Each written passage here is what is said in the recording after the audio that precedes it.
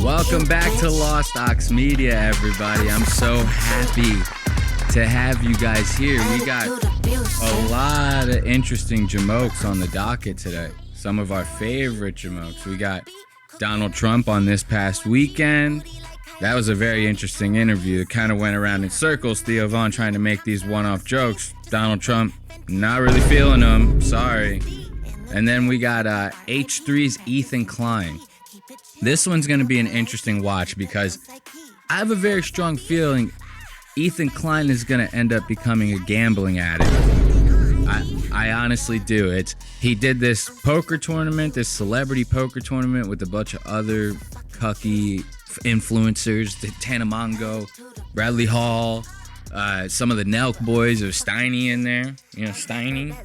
That fucking A+ A-boff, Steiny. Yeah, he was also there. And ever since that poker tournament, all Ethan's been talking about is gambling on his show. So much so to where he's gambling at home on poker apps, the whole 9 yards. You know what I mean? We also got Mike Tyson on the Impulsive podcast, which was a very interesting watch. Seeing as how Logan's trying to sit there and like sympathetically say to Michael, "I'm worried for you, man. You're going to be fighting my brother. I'm worried for you, bro." Logan looking like a jackass, as always. And then hopefully we have time to get to all of them because we got Jordan Peterson, Tyler Fischer, and Kim Kongdon on our favorite show, Kill Tony. Now, those are 3 people I normally don't care about unless they're getting schooled. It's very interesting to see Jordan Peterson on a show like Kill Tony. Like, this is not the Joe Rogan experience, it's Kill Tony. So seeing someone on there like that is very interesting. I love how Tony every now and then tries to sprinkle in these like intellectuals that he gets off of Joe Rogan's back end and tries to make an interesting show out of it. It doesn't work out.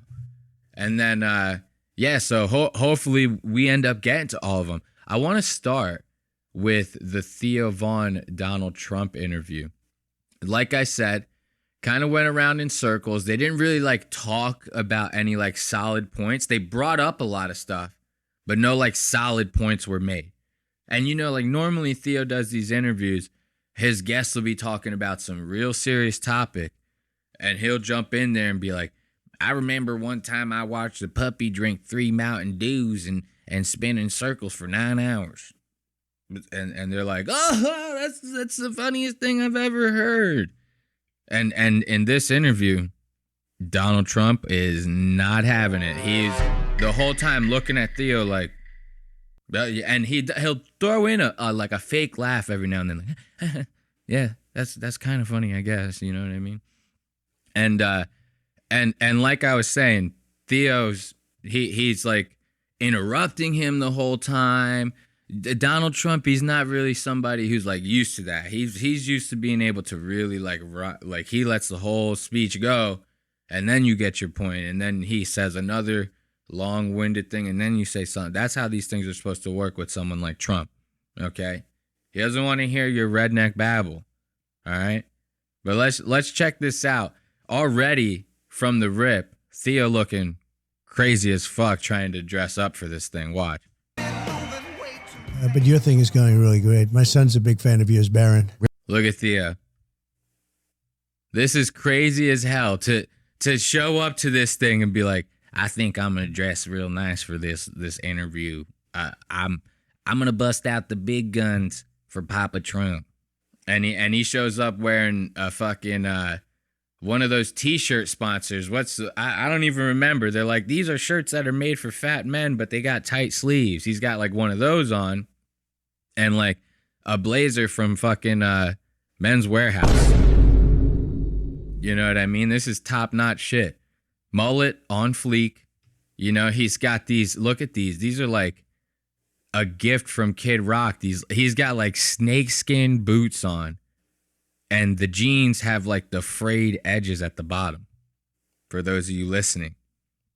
This is Theo Von's very nice getup. This is his fit for the Donald Trump interview. And of course, we have a good old product placement by Theo's new drink sponsor. You know, you got a little mango tea over here. We got a green apple tea thing over here. Very nice product placement. Love to see that. Let's see how this thing starts out. Really, Baron is? Yeah. Oh, nice. Yeah, he just graduated high school, right? That's right. He just did. He knows you very well. He said, Dad, he's big. Wow. Yeah, big one. Look at Trump's son. I'm sorry. This guy, this is Trump's son, Barron. Just graduated high school. Big fan of Theo Von. Look at these two together. This kid looks miserable as fuck. Like he looks like the most miserable piece of shit. That his father is Donald Trump. You know what they say? It doesn't matter how cool you are. Your kids are always gonna think you're fucking lame. You know what I mean? Not saying Donald Trump is the coolest guy out there, but he's pretty fucking rad. I mean, talks a lot of shit, and as you can tell over here at this channel, we appreciate stuff like that. So Donald Trump's son, huge fan of Theo, looks like the most miserable fuck on the planet. Yeah. That's cool. So that's good. What, well, that's where it is nowadays, right? Yeah, well, it's interesting. You know, yeah, I can't believe that we're able to get platforms. And I started in my kitchen, and then, yeah, just evolved out of there. That's fantastic. I mean, it's pretty unbelievable. See, Trump is already talking to this guy like he's a fucking little kid. You know what I mean? He's like, yeah, that's great. That's so great. You started out of your kitchen. He's like, motherfucker, I'm pulling 10 million every goddamn interview. I don't care about how you started in your kitchen, okay? But I do find it very interesting that, like, politicians now, we're kind of like in this era of like politicians doing podcasts. And they're all trying to show like, hey, I'm a relatable person, you know? I'm not just a politician. I show up on the podcast. We all know you're trained for these types of things, you know what I mean? And so it's not really like a facade that's fooling us, you know? The Democratic Party and Kamala Harris staying away from podcasts, still also very interesting as well, you know what I mean? It's like, why won't she do these kinds of things? You know, even Theo says in this interview, he's like, I'd love to have Kamala on. I'd love to harass that Kamala, if you know what I'm saying. Donald Trump looking at him stone-faced, not getting his jokes. But yeah, like I said, I find it very interesting. It's very interesting to see like Donald Trump do this. He just did I think he did what was the other one that he did not too long ago? Damn, what was the other Donald Trump interview he did not too long ago? Oh, he did Impulsive. Duh. We're about to talk about Impulsive. What the fuck? So yeah, he did Impulsive. He did this a couple years ago. He did the Nelk Boys podcast. I find all this very interesting. It's like watching a lion out of its cage or something like that. But look at this. It's funny. Donald Trump, he kind of like doesn't really know much about Theo Von. Like, if it wasn't for Dana White being friends with Donald Trump and Dana White also being friends with Theo Von, this would have never happened. Like, Dana White's the one that orchestrated this whole thing. So, like, Donald Trump kind of doesn't really know shit about Theo Von. This is not somebody that's in Trump's ecosystem of entertainment, if you will, whatever you want to call it. And it's funny, they start talking about the UFC fights, and Theo's like, oh yeah, man, I was behind you the one UFC fight the whole time. Donald Trump is like, I had no idea you were there. I'm sorry. Look at this. This is actually kind of funny. Some of the best fights during the pandemic. Yeah. But he it was exceptional. There it is right there. See, look. Oh, there yeah. you are, and I'm right behind you there. Oh, clapping wow. with that hat on. I'm a white guy in the that's hat. Great. Yes. That's right. The white guy in the hat is right. That's great. Yeah, I mean, there's a... Look at how, do you see how, dude, I'll get a close-up on it in a second. Theo Von, the accomplishment that you see on his face after being behind Trump, he's clapping. He's like, oh, yeah. Oh, we're on the Jumbotron. I'm behind Trump. This is the greatest day of my life. And then he looks over he does a little thing with his shirt. He's like, I'm repping Diamond, baby. I'm repping Diamond clothes, baby. Turns to the side, looks at his entourage. He's like, you already know what the fuck time it is. I just got on the Jumbotron with Donald Trump, man. This is the greatest day ever. Now, watch how accomplished he's so happy. That's right. The white guy in the hat is right there. Look, you see his face? He's like, I'm the fucking shit right now. Watch. Look at that one What more time. happened with that hat on, the white guy in the that's hat? great. That's right. The white guy in the hat is right. That's He looks like there's a lot he's of us like there, but he's so happy. He's like, I'm the most gangster goddamn motherfucker in this goddamn room right now talking to Donald Trump. This is did you see me on the Jumbotron back there? I was looking damn good. And then that's kind of, he starts like kind of by being like, yeah, I was there, Trump. I was there. Trump's like, I had no idea. And then they start getting to talking, and Theo tries throwing in these like curveball jokes of his. They all get lost on Trump. Watch, check this one out. This one's kind of funny. champions fighting. And who took you to the fight? You remember? I went with my father and my brother Robert. And it was just, I don't know, I must have been very young. It was a long time ago, but you would never forget it. That was one of those moments. Oh, yeah. But no, literally, there were like many heart attacks in the. So right now, Trump is talking about the first time that he went to a boxing event. Theo's like, well, who took you? He's like, oh, I went with my father, my brother. And Trump's saying, oh, there were a lot of heart attacks. Everybody there, it was such an exciting event that they were just people having heart attacks in the crowd. Everybody's like, oh, fuck, Joe Frazier with the left hook. You know what I mean? Like, and people are dropping off left and right. And this is where Theo comes in trying to make these jokes. And Trump's just like, I'm sorry, sir. I do not remember, or I don't know who you are. I'm sorry. Was one Watch of those this. moments. Oh, yeah. But no, literally, there were like many heart attacks in the arena. Just people having too much fun, or what do you they think? were It was just drugs? having heart attacks because it was such a crazy event. Oh, yeah. It was so, the people were just, I know. See how he just kind of like rolls past that? Like Theo tried to like kind of test the waters a little bit. What, people just having too much fun, or like was it drugs, or like what was it? Bro, you know what it was. It's just the excitement, man. Everybody is excited. That's all it is. And that one was like a very mild example of that. I'll show you another one. This one was kind of hard to watch because this is where Trump comes in with like a fake laugh. Theo does this little joke and Trump just kind of gives him the old like, yeah, yeah, sure, buddy. At looking at his people like, is this thing almost over? Like, how much time do we have here? Watch, you'll see Trump is really not feeling these little jokes that Theo's trying to throw in here. Oh, 100%. People love him, dude. Look at him. I went to his show not long ago somewhere, and people, I think some guy had a heart attack there too, but it was like, it was more funnel cake related, I think, type of vibes. He draws big crowds, actually. It's amazing. See right there? So now Theo, he's trying to do a little boomerang action, you know? Comedians, they always do this in comedy. It's good to throw like a callback to something. You know, you see comedians do this a lot in their specials. They have like a joke in the beginning. They do like 45 minutes into the special, they throw a callback at it. They're like, remember that one? Kind of good way to like bring the crowd back full circle, you know, into what you're talking about. So they were talking about the heart attacks at the first boxing event that Trump went to. Now they're talking about a Kid Rock concert. They're both also friends with Kid Rock.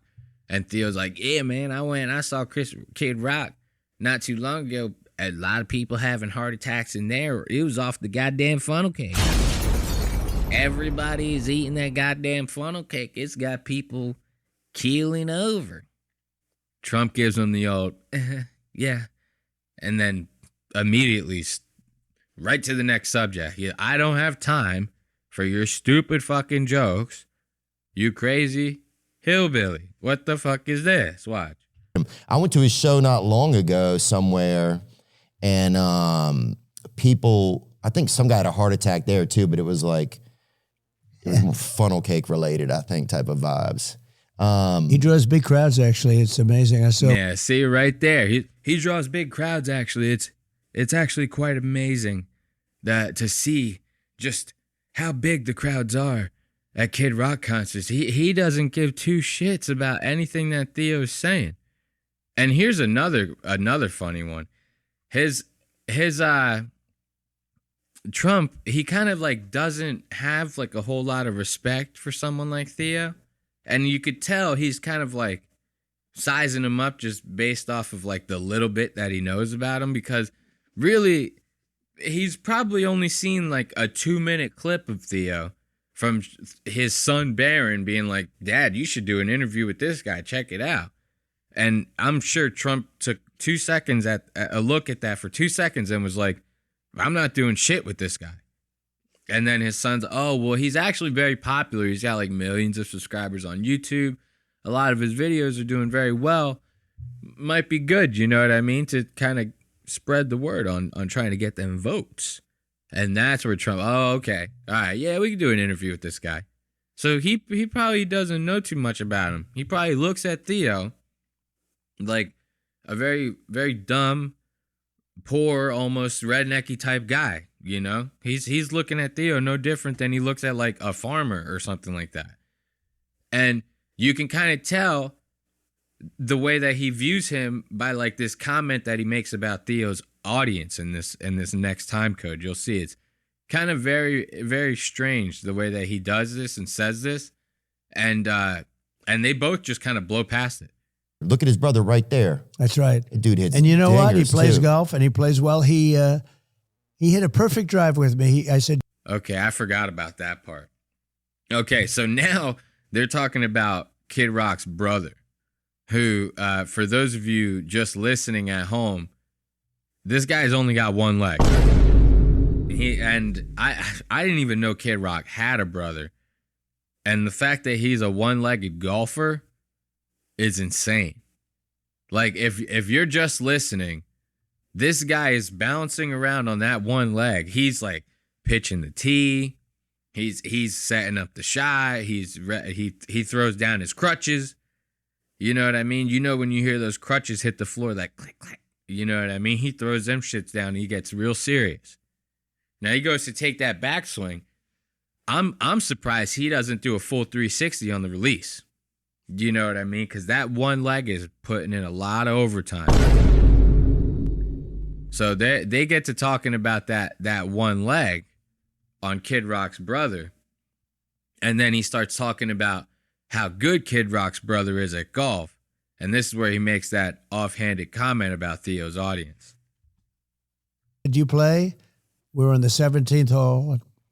I said, do you play? He goes, yes. I said, oh, really? Do you want to hit a shot? And he said, okay. And he got up. Well, it was very hard for him to put it was really a tough situation because he has to get the ball in the ground and the tee and everything else. Nobody did it for him. And he did it. I mean, he goes to the ground and he did it, gets up. He swung. And I'm a good golfer. He had a perfect shot out to the right with a little hook. Nobody knows what that means in your audience probably, but that's like a perfect shot. Right there. Do you listen to that? That's kind of a backhanded comment.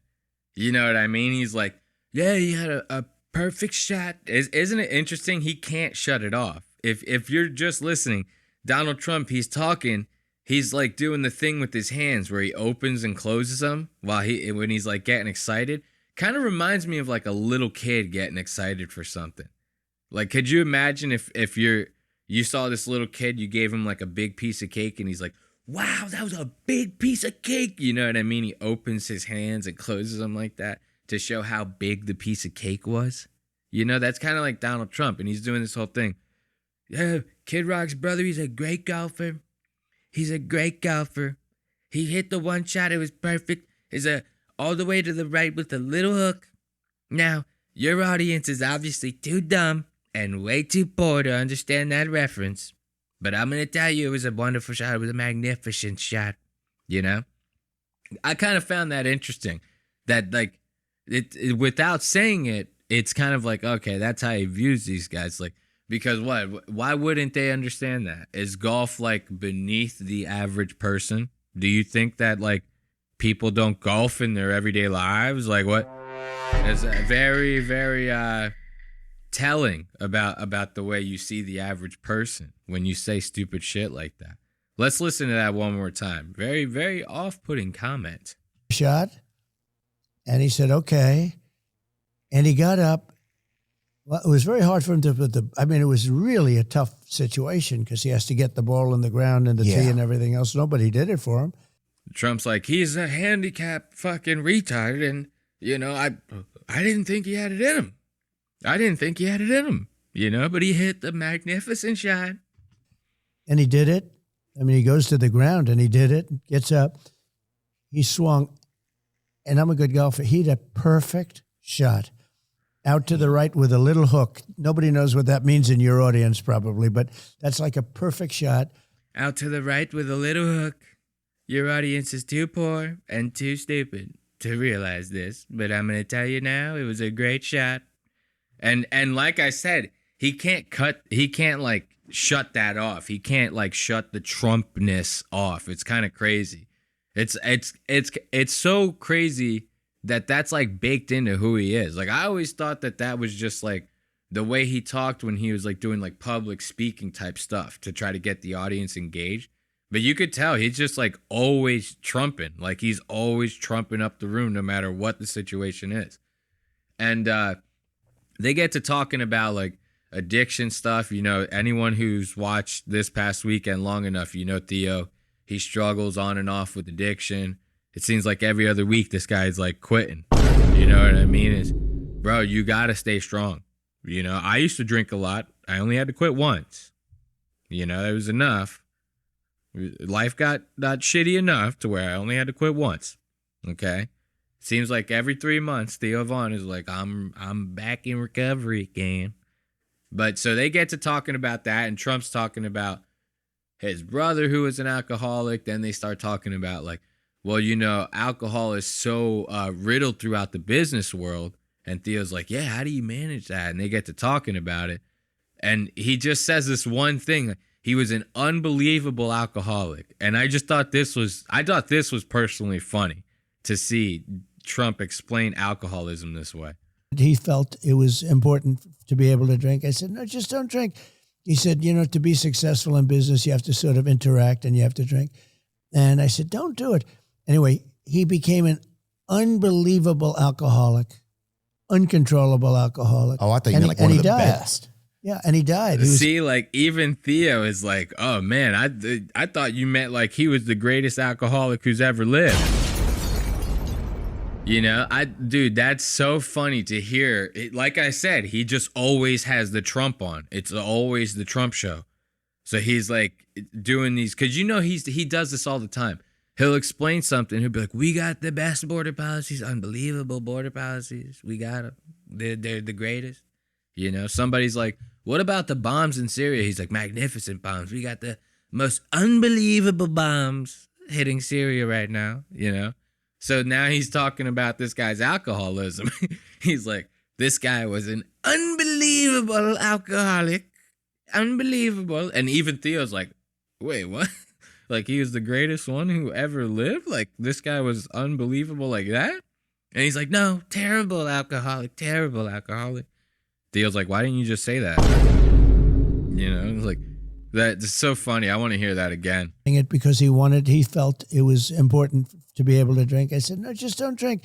He said, to be successful in business, you have to sort of interact and you have to drink. And I said, don't do it. Anyway, he became an unbelievable alcoholic, uncontrollable alcoholic. Oh, I thought you meant one of the best. Yeah, and he died. I thought you meant one of the best.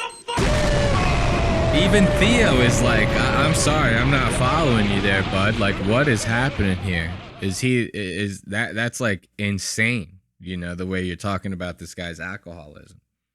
But now they start talking about serious stuff, right?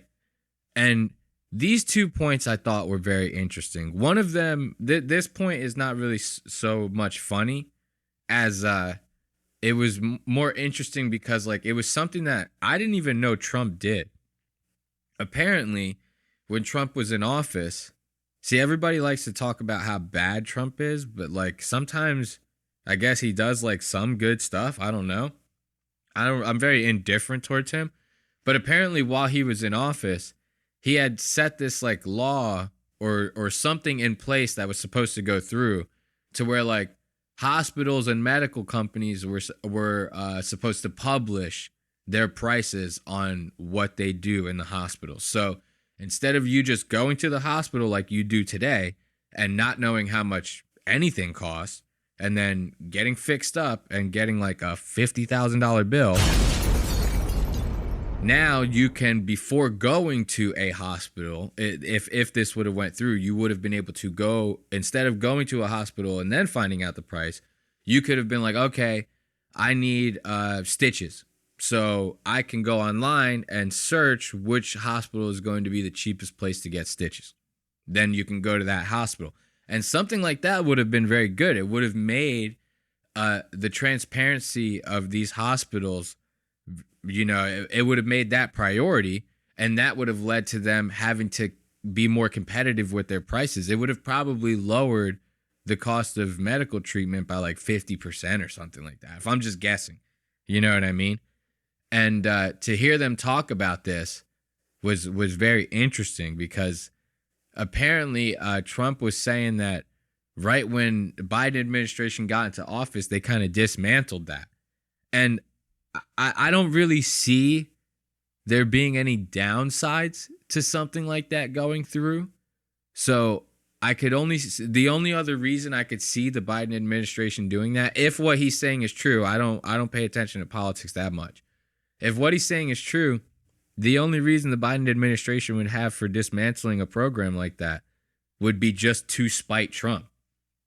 And that says a lot about the administration as a whole, not giving a fuck about what's good for the people, more or less just wanting to spite a political opponent, which it seems like we've been seeing that a lot from them with the whole like political persecution of Donald Trump.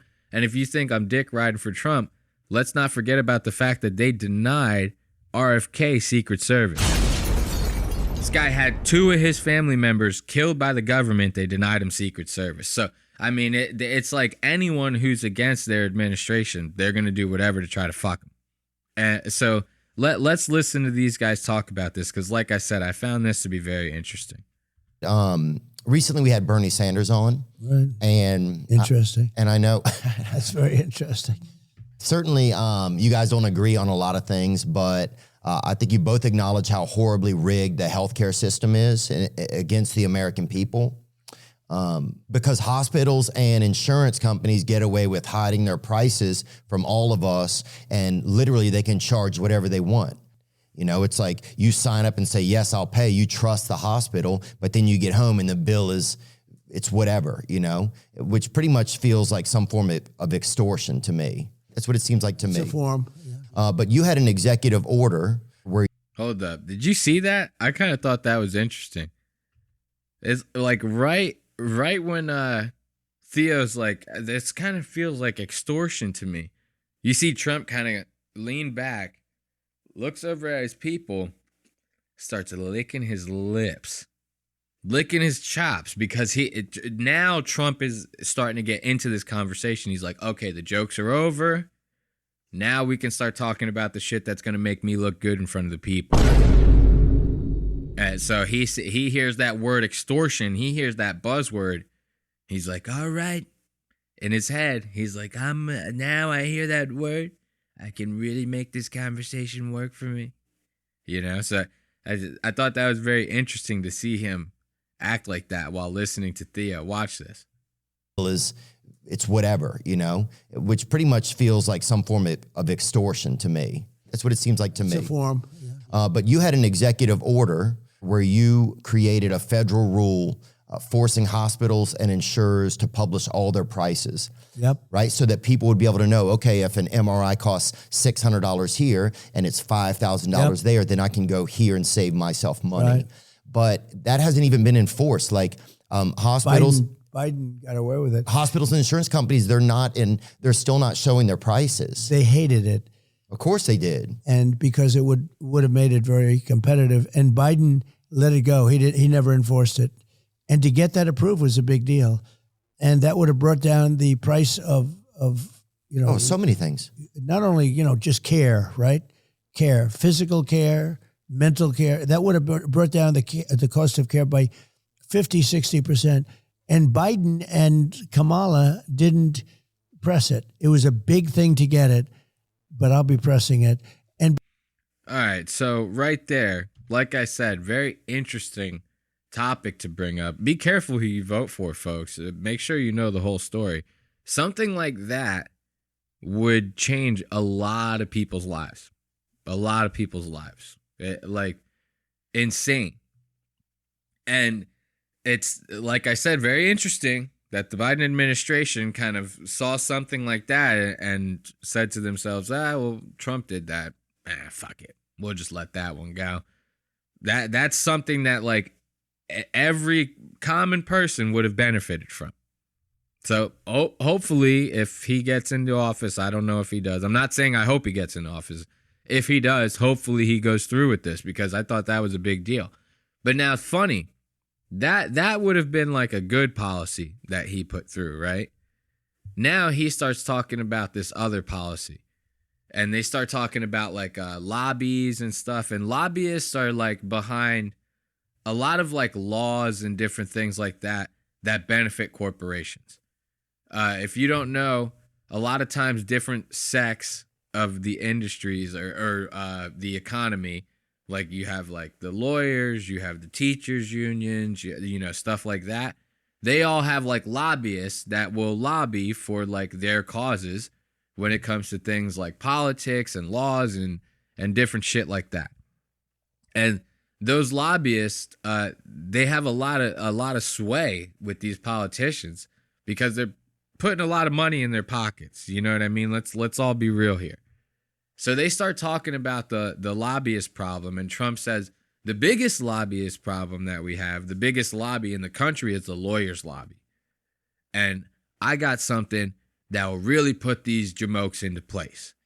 And he's like, I got this idea where the loser of a lawsuit pays for the entire lawsuit. Now, what that would do is it would stop people from being so litigious. We're a country that kind of runs like a company, where, you know, people are so quick to sue other people. You know what I mean? Somebody, defamation, somebody makes a fucking YouTube video, they're getting sued. You know what I mean? You accidentally cut your foot open at somebody else's house, that's a lawsuit. That's just the way that the country is. It's the way that stuff works in this day and age. And Trump's like, I got a good idea to, you know, cut down on that as well, to make it so that people don't sue each other so easily. Let's make it so that the loser of the lawsuit pays for the entire lawsuit. They pay for the expenses on the other side. They pay for their own expenses. They pay for everything. And on paper, that sounds like a good idea, right? Actually, let's listen to them talk about it, and then I'll put my 2 cents in on it. What are some of the other lobbies that are out there that we don't even know about? well, the most powerful lobby is the lawyer lobby, I would say. The teacher's lobby is important or powerful, sometimes really to the detriment of everybody. But the most powerful lobby is probably the lawyers. Who would think that, right? But they have, that's why if you wanted to get rid of court cases and cut down litigation costs, which in this country is out of control, loser It's pays. crazy. What you do is you go loser pays. In other words, the loser of a lawsuit has to pay for the other side, has to pay back all the money the other side spent. You think that would solve it? Yeah, it would get rid of 75, 80% of the litigation. We are a very litigious country. It's on. Okay, now, like I said, you just heard it from the horse's mouth. He's like, I think this is a great idea. I think everyone would benefit from this. He's wrong. Now, on paper, or to average person maybe not putting too much thought into this, they're like, oh yeah, that actually does sound kind of cool. You know what I mean? Because everybody really is so quick to sue each other. So it would be nice to live in a world where things like that maybe weren't so easy, or people had less of an incentive to do it. Because if the loser pays, there's going to be a lot of people who are going to be less likely to sue on the off chance that they might lose and have to pay for everything. So on paper, that sounds, I guess, cool, right? This is why it's not cool. Because what that's going to do is it's going to make people less likely to sue corporations. And when corporations actually do fucked up shit, they always have a team of the best lawyers to back them. So if you put something like this in place and a company like Coca-Cola, let's say, accidentally poisons 500,000 people by putting something fucked up in their products, then, people are going to be less likely to try to sue for that. Because what happens if Coke wins? You know what I mean? In certain lawsuits, it kind of seems like a dead giveaway. Like, okay, this is an unlosable case, right? But there is always the possibility. Let's look at the O.J. Simpson trials. You know what I mean? Every white person in America thought that was a lock. Little did they know Rodney King was going to be, or not Rodney King. Who is his goddamn lawyer? Kardashian and the other guy. If the glove doesn't fit, you must have quit, goddammit.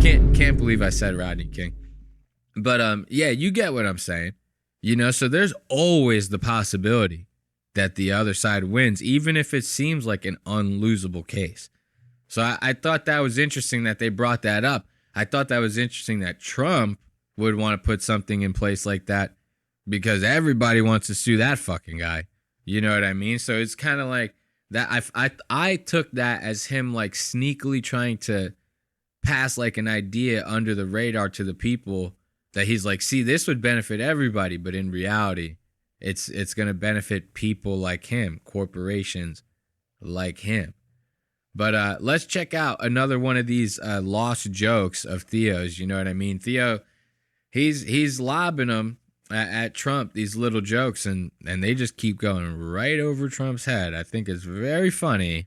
Let's get back to some funny shit. Stop talking about all this serious nonsense. No votes. He got 14 million votes. All of a sudden, they're telling him to get out, or they threatened him. But who are and they he is when an they say angry that? person. Well, I would say Schumer, Pelosi, and numerous other people.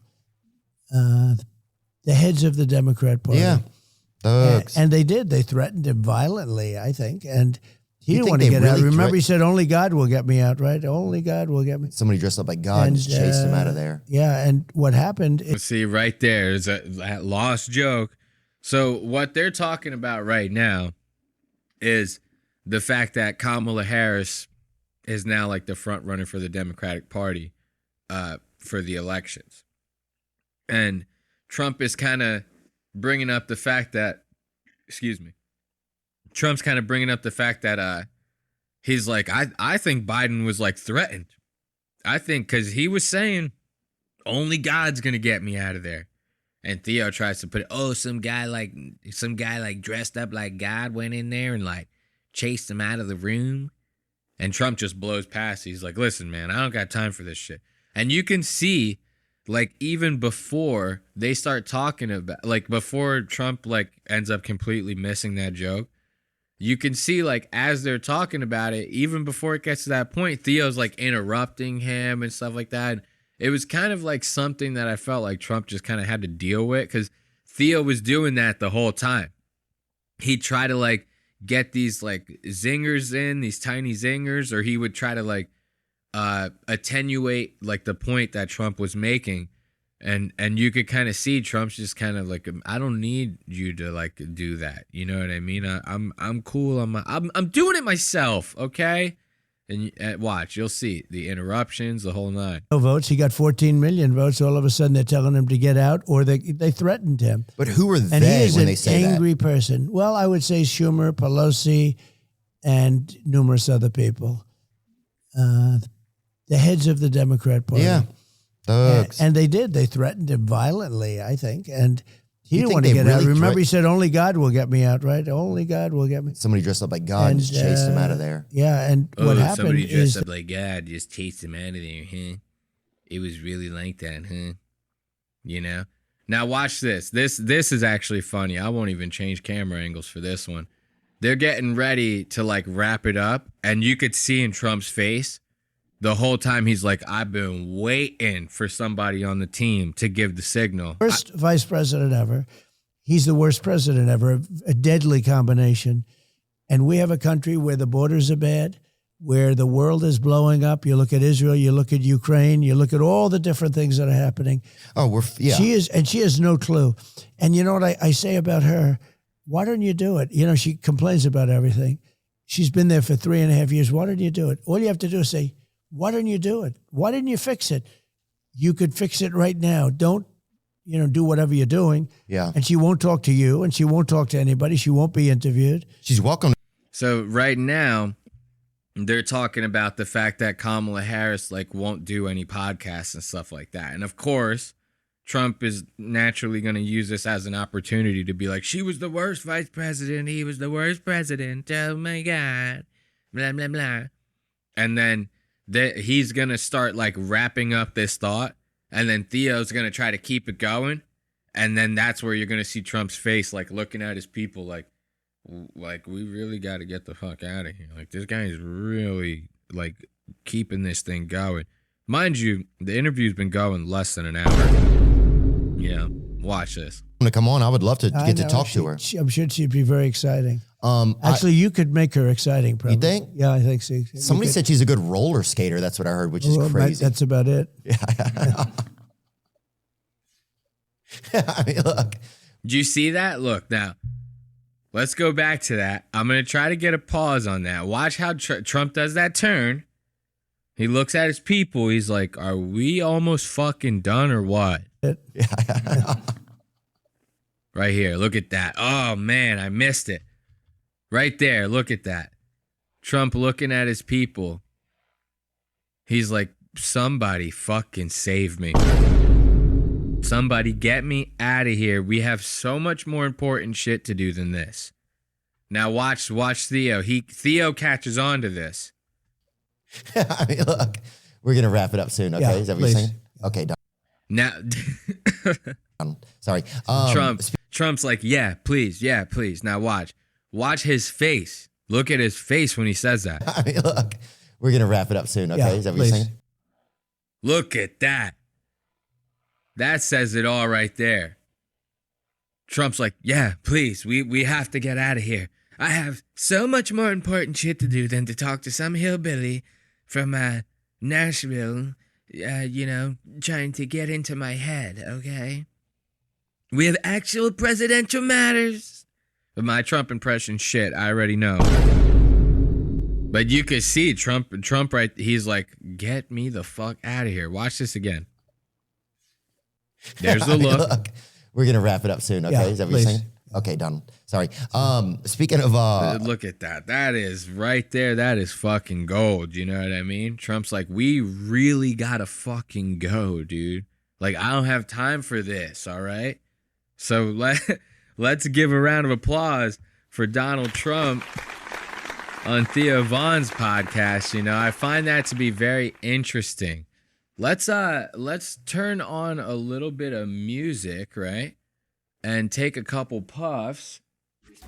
And we'll get to talking about this H3 and this little gambling debacle.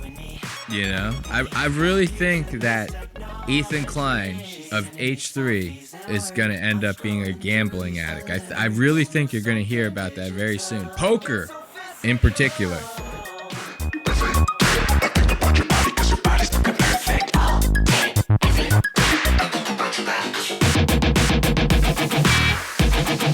Yeah. Doesn't hurt to have a little bit of music during the episode, right?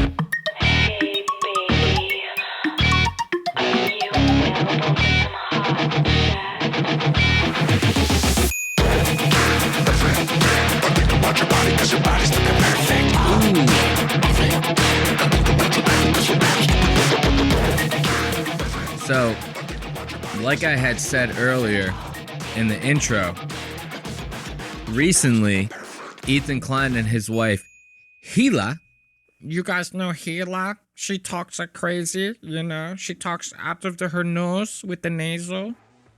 They both went to a celebrity poker tournament. They call it a celebrity poker tournament. I don't know why they call it a celebrity poker tournament, because it's not really celebrities in there. You know what I mean? It's just a bunch of influencers. Can you call those celebrities? Remember back in the day when celebrities, it actually meant something to be called a celebrity? Like, it seems like that's completely lost nowadays, you know? It seems like everyone who had a viral video is a celebrity. Tell you what, I've had several viral videos. Nobody knows who the fuck I am. So, like, what are we using this word so loosely for, all right? It was nothing but influencers at this poker tournament.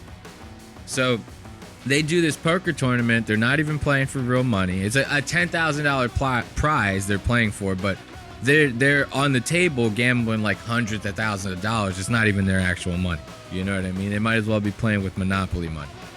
But Ethan and his wife really loved that poker tournament. They had such a good time there. They even got a couple bribes from some of the people that they've covered on their channel, that some of the people that they've talked a lot of shit about received some bribes at the poker tournament. They got to play a couple good hands, shoot the shit with the boys, you know what I mean? Ethan, he like lives for moments like that because he talks so much shit online, nobody really wants to fuck with him, you know? So let's take a couple more hits and then we'll get into that whole, gambling situation. I find it very interesting. Yeah, I'm telling you, I really think there's going to be some stories coming out in the future real soon, you know?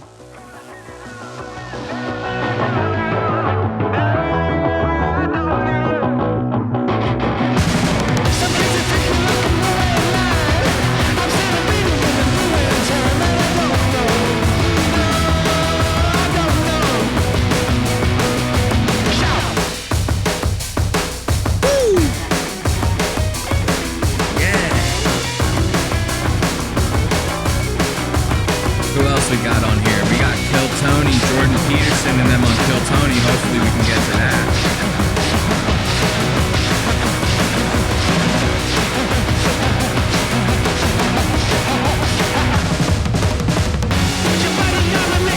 Yeah. All right. I think that'll do it for the hits. So let's start getting into this Ethan Klein business. Like I said, very interesting poker tournament type situation. What the clips that we're gonna check out? We got a couple from the tournament itself, but we're gonna first we're gonna check out a couple of time codes from a show that happened after the tournament. You know what I mean? That's where. This is why I start to say that I think Ethan's going to become a gambling addict, because like he's starting these shows and right away he's like, I can't wait for poker again, man. We've been playing at the house nonstop. You know what I mean? Me and Hela. I'm putting in a couple hundred in there. I'm coming out with 5,000. Then I'm losing half.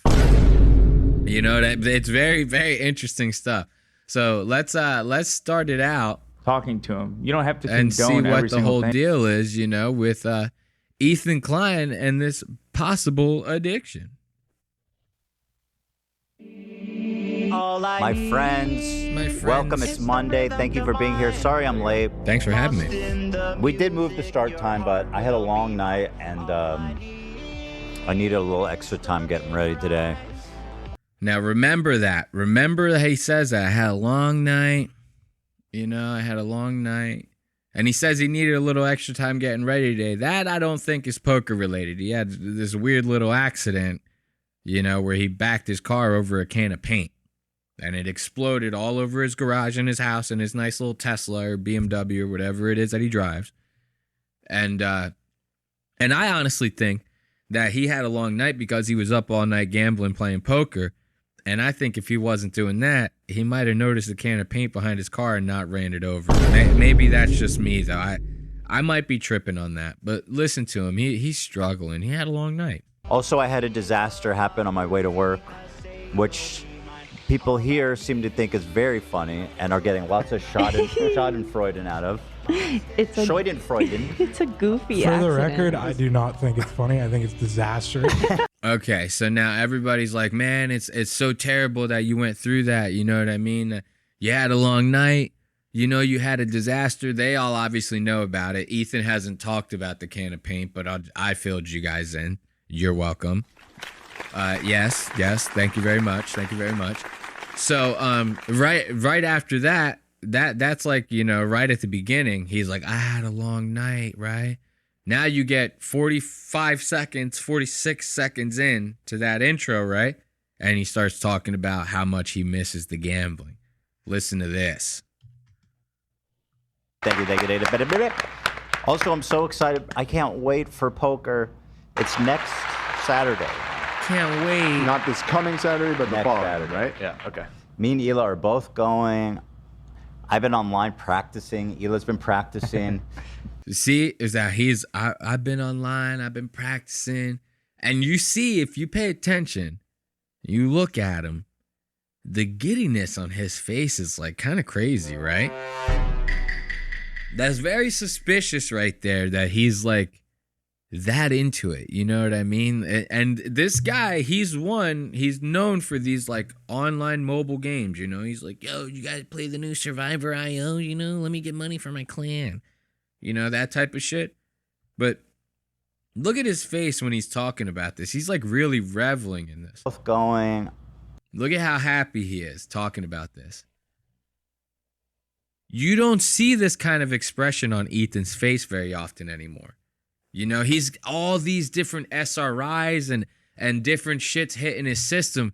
This guy is numb as fuck. And so to see him this happy, you know, it's a little unsettling that he's this happy over something as you know, crazy as gambling, especially poker. You know what I mean? He's very, very excited about this.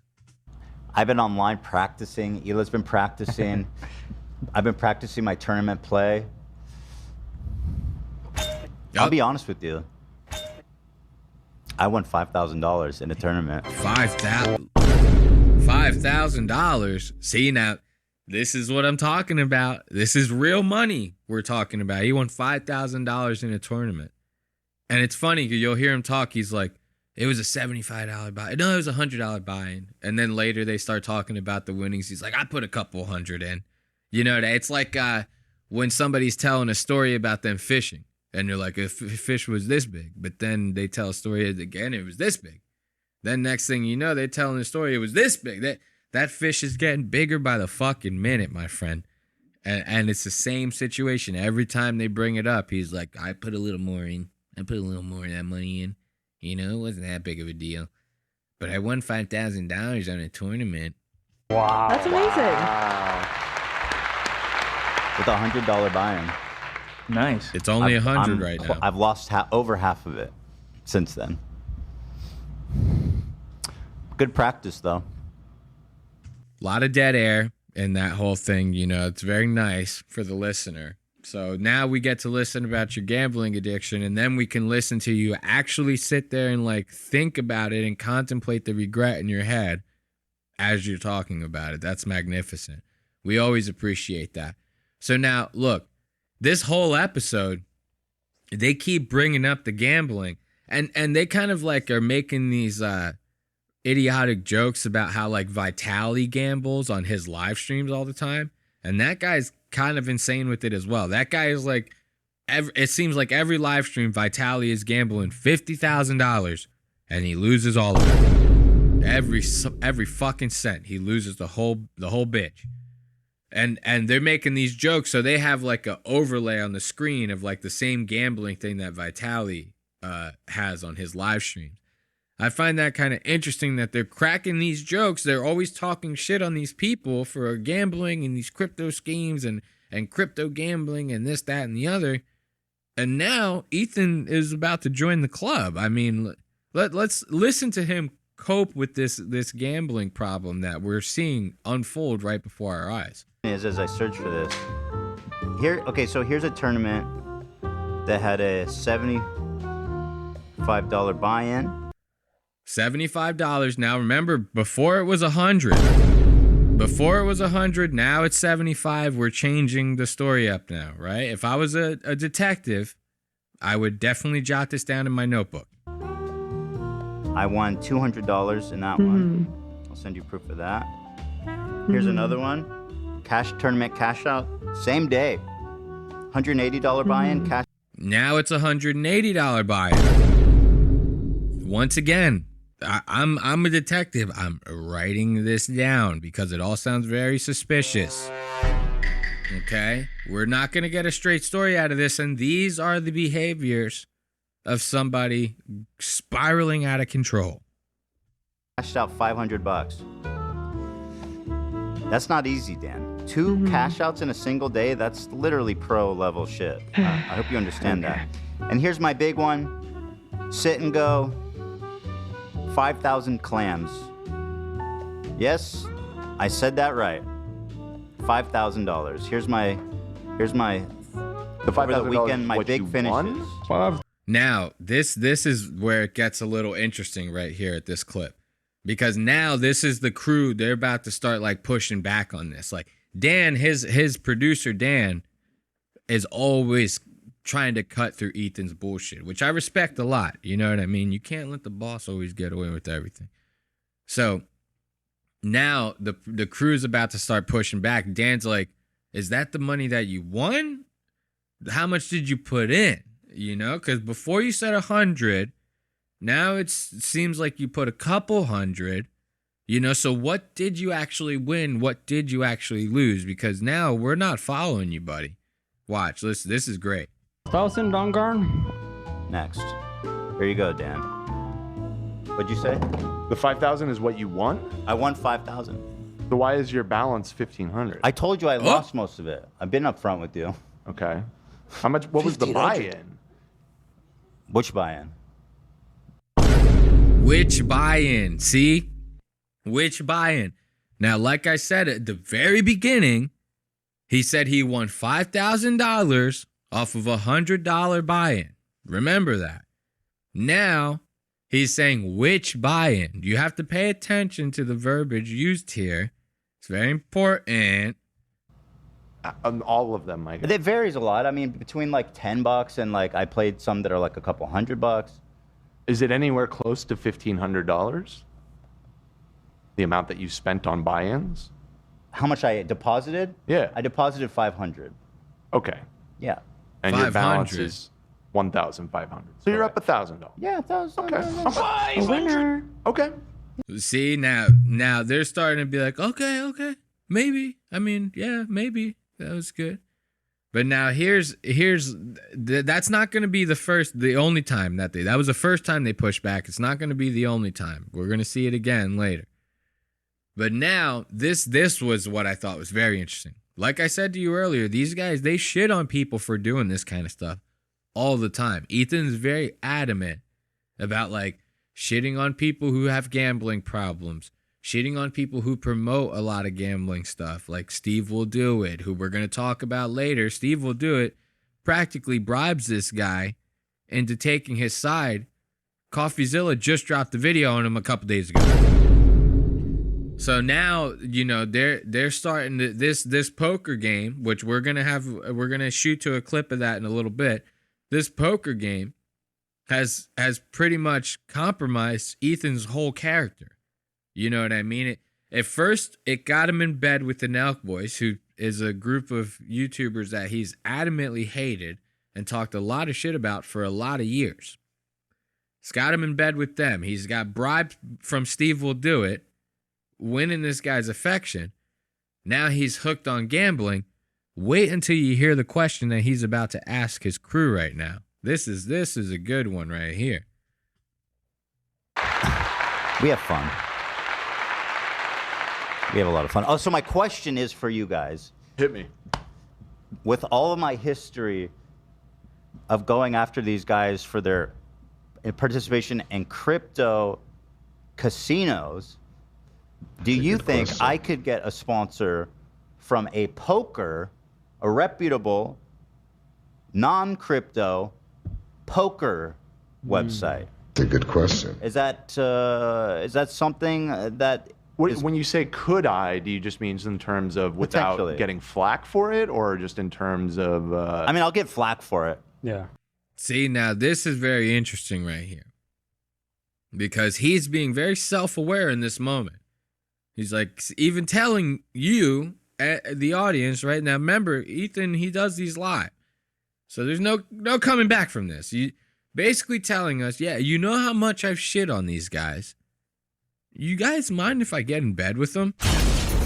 You guys care about that? You know what I mean? I know I've talked a lot of shit about these guys. But these gambling sponsors, they pay a lot of fucking money. I'm sorry. So you think it'd be cool if I did that? You know what I mean? If I just sold out my entire character, could I do that, please? You guys think anyone would care? You know, like that's some crazy hypocrite bullshit. Now, remember I told you about this poker tournament getting them in bed with the Nelk Boys in the first place and how they got bribes from SteveWillDoIt, right? So, before I show you those bribes, those little gifts that Steve gave them, I want to show you the product of that first. Let's check this out. I have potentially bad news. Okay. Your new best friend, SteveWillDoIt. Apparently, CoffeeZilla just put out a video about him this weekend. Button. I watched it. Oh, you did? Like, what? Yeah, I watched it. I don't think it was anything. I haven't seen it yet. Okay, but so I just saw people talking about it.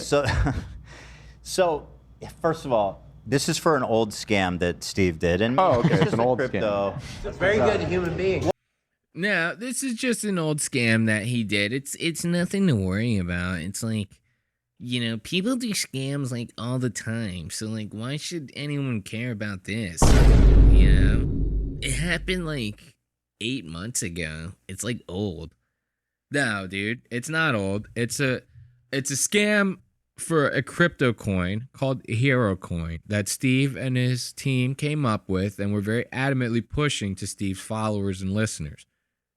And what ended up happening was that coin, just like every other influencer and YouTuber coin out there, got rug pulled like a motherfucker. Every single person who invested in that got put out on their ass. And Steve's team was the one that rug pulled it. See, this is, for those of you not familiar with this, a YouTuber comes out with the coin, they promote it to their audience. Then their audience buys the fuck out of it, right?